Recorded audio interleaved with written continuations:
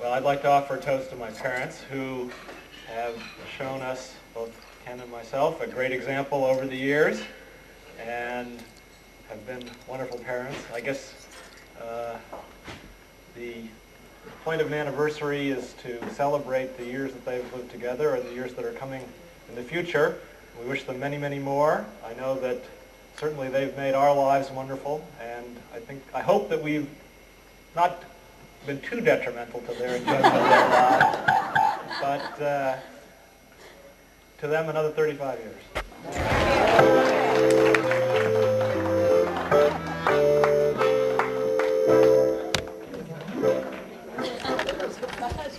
Very nice, John. Thank you. Thank you, John. Thank you, John. I love a microphone, so you'll have to bear with me. And I take that trait, I guess, from my father, but many of you would probably say from both of them, wouldn't you? I just want to say congratulations and best wishes, happy anniversary to my mother and father, Deirdre and Herbert, Dorothy and Hugh.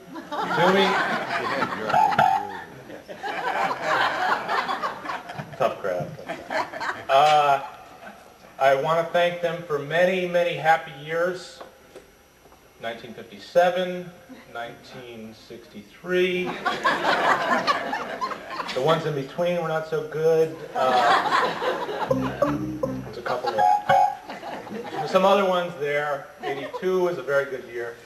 85. But seriously, they've been wonderful, and I know I've been wonderful. They both had gray hair before Don and I were born, so we were never a worry at any time. And I know they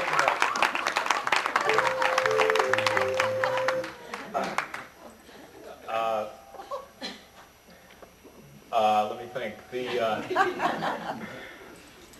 The one thing I do want to say, though, is that I'm very proud to be a Toomey and one of their sons, and I think they're a wonderful couple and wish them many happy years. And one of the reasons that you know that they're a wonderful couple is that they have such wonderful friends and relatives. And I'd really like to toast you all now, and I'd like and them at the same time, because you are all wonderful people. And I'd like to now steal a toast that one of the prerogatives you get as being a son is to be able to, when your dad's at work or when your dad's on a business trip, go into his closet and go into his bureau and steal things. And at one time I stole a toast from his wallet, and and it's very memorable. And Father Cullen will excuse me. There's no swear words, but it doesn't wish them. But I want to toast them, and there you go. Thank you. You didn't face me when you did that.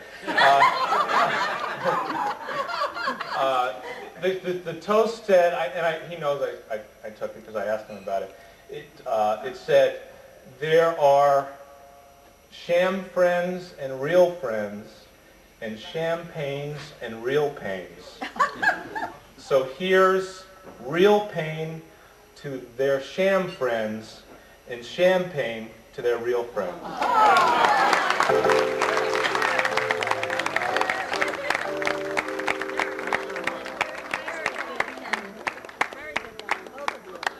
Any more speeches coming from that table?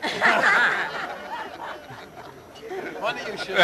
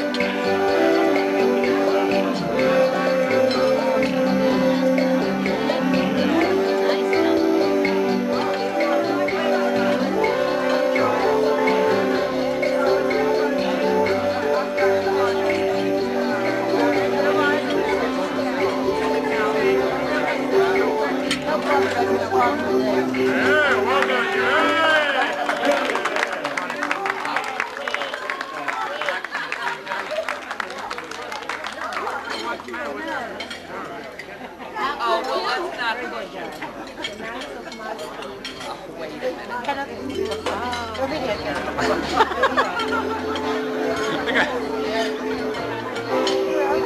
don't hear any. Ah, that was a little twisted, a little chubby checker. Okay, I'll tell you. Oh, great, I'll tell you.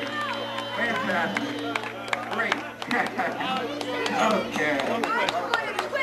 The time when they used to feed a slave to the lions in the Coliseum there in the circus.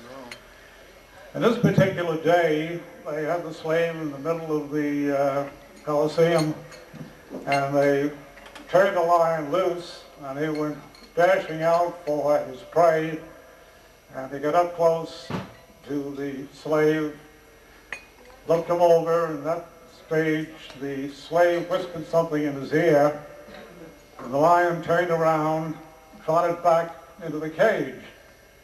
So they figured that they had kind of a reluctant lion on their hands, so they got out a more ferocious lion, and they turned him loose, and he went running out up to the slave, and again the slave whispered something in his ear, and he turned around, ran back into the cage. So they got out a lion who hadn't been fed for a couple of weeks, trotted him out, and he was just about to devour the slave, and once again the slave said something to him. He turned around and trotted off. Needless to say, the emperor was absolutely astounded at this entire performance. And they called the slave up and he said, I absolutely have to know what you've been saying to these lions. He said, if you tell me what you've been saying, you'll go free, you'll be a free man. What did you say? Well, he said it was very simple. He said, I just said to them, go ahead, have a good meal, enjoy yourself, but remember, after dinner there'll be speeches.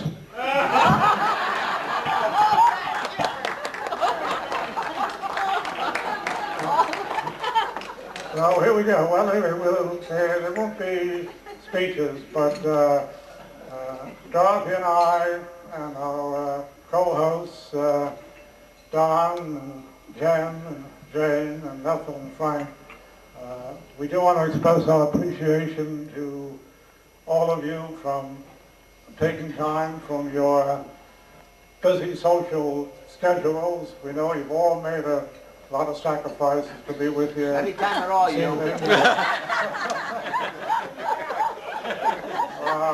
On here our 35th.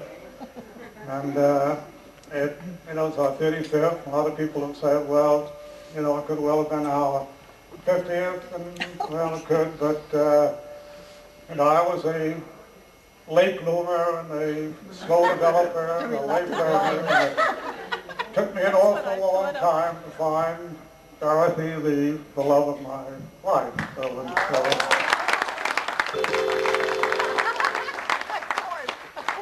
Actually, I feel a bit like, some men became priests at a little later in life than others. They had a belated vocation to the priesthood. And in a way, I guess, my matrimonial affairs were something like that. The priest came late and they observed the sacrament of holy orders. And I had a delayed vocation to the sacrament of matrimony. But really I have the best of two worlds, because I embrace the sacrament of matrimony, but I'm beginning my holy orders for 35 years.